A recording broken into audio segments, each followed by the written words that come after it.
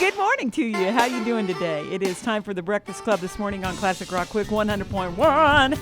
And a lot of you are going to know our guest this morning. He is now the executive director of a group called Foster Adopt Connect of Northwest Missouri. What exactly is it that Foster Adopt Connect of Northwest Missouri is going to do? We're going to do several things, and one is supervised visitation. A lot of people don't understand that once kids go into foster care, then sometimes they're not allowed to visit with their parents unsupervised. They're actual real parents. They're actual biological parents. Okay. They're not allowed to visit with them without supervision. Since we have the building and we have the setup, we're going to offer that service. And we've set up the front of the office to be kind of almost like a family room. Yeah, cool. With the TV and couches and a table and chairs. And that way, if they want to have a meal together, if they want to watch TV together, they just want to hang out, play games, whatever, then they can do that.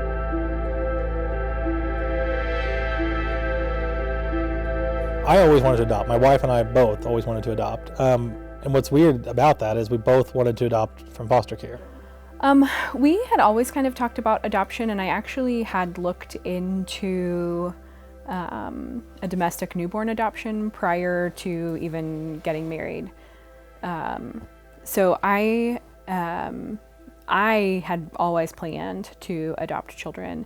And then when Derek and I had gotten married, we knew that we were going to adopt kids at some point. And then we had friends who kind of lit a fire under us about foster care in general. And so we, at that point, decided, okay, now's the time we need to just go ahead and do this. We just had our license a couple months, and we got a call that there were a couple kids that they needed to place. It would probably only be a short placement, probably only a couple weeks. And would we take them? It was a 7-year-old boy and a 7-month-old baby girl. We went down to Walmart in Liberty, and we got a 2-for-1 special. That's where we picked up our kids. We had gone inside to buy a car seat because we didn't have one. And they had been hanging out in a social worker's office all afternoon. They were cranky and tired and hungry and scared. But our son, he didn't have any clothes that fit him. The pants that he was wearing didn't button.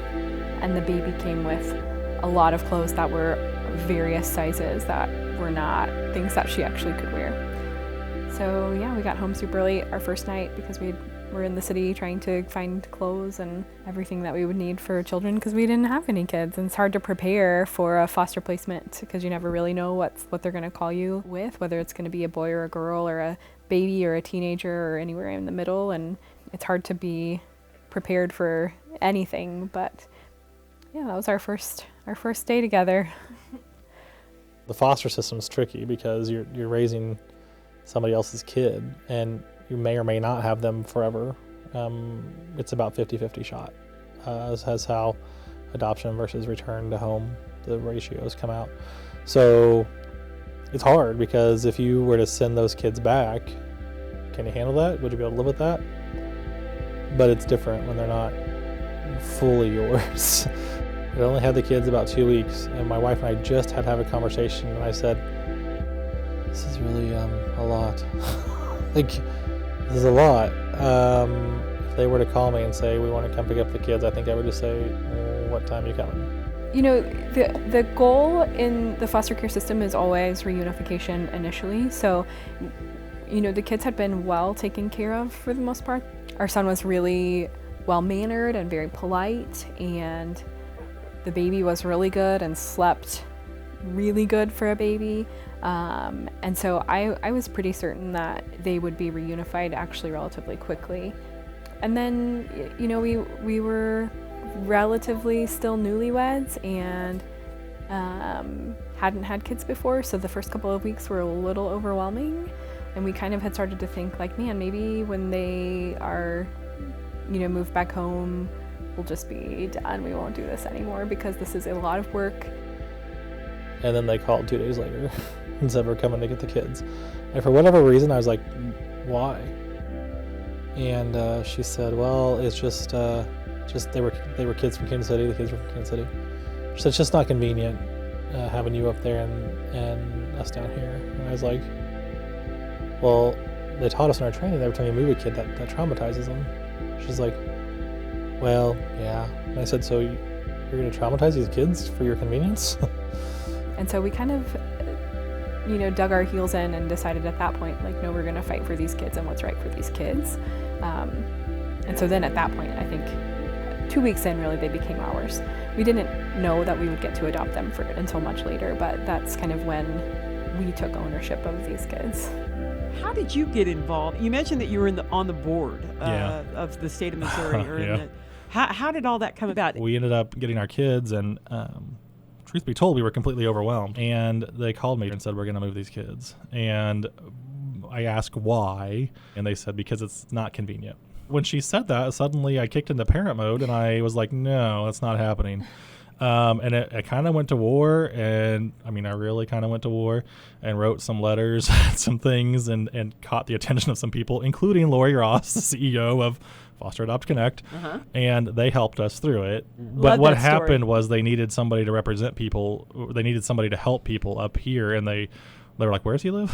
And so they found out I was in Northwest Missouri, and next thing I know, I was nominated for this board, and here you are today. Here I am. So you're an angel, aren't you? Yes. Yeah. Well, I don't know that most people use that word to describe me. Great story, though. I love this story. People, when I stopped teaching, were like, "Oh, you were sick of high schoolers." I was like, "No, I was not sick of high schoolers. I was sick of adults in the high school." I just have a problem with. I just want to do what's best for kids, and as their classroom teacher, I knew what was best for them, and I did it. And sometimes that got me in trouble, and that was okay, and I was okay with it. But so when I quit teaching, the only thing I missed about it was the kids. And so not many people were signing up for the lucrative pay of a director for high school plays.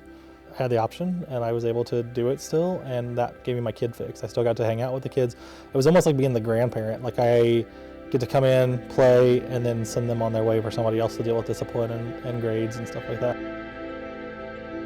And my parents weren't wealthy. They didn't have a lot of money. They couldn't do much, but what they could do, they had time, and so they gave it. And so I guess that just became part of who I am, and now I can't help myself. But also, there's this intangible feeling that I've done something for somebody else that they couldn't do for themselves, A, and B, apparently nobody else could do or wasn't doing. And so it's just this feeling of I made a difference, even if it's just in my little corner of the world. I read a statistic once that if one family out of every church in the U.S. would adopt one child, there would be no more kids without families. And it just kind of hit me like, wow, like a lot of people talk about what they want to do or how they want to help, and talk's fine, but at some point, follow through on it and see what you can do. You might be shocked. I don't know where this stops. I don't know what this evolves into. It kind of depends on what is needed, but I know that right now we have almost 200 kids out of their home, and that's just the kids that are currently in the system. That's not counting the kids who have already been adopted. I know there's a lot of kids who need help, and I know we can do something about it, at least a little something about it. So it's a start.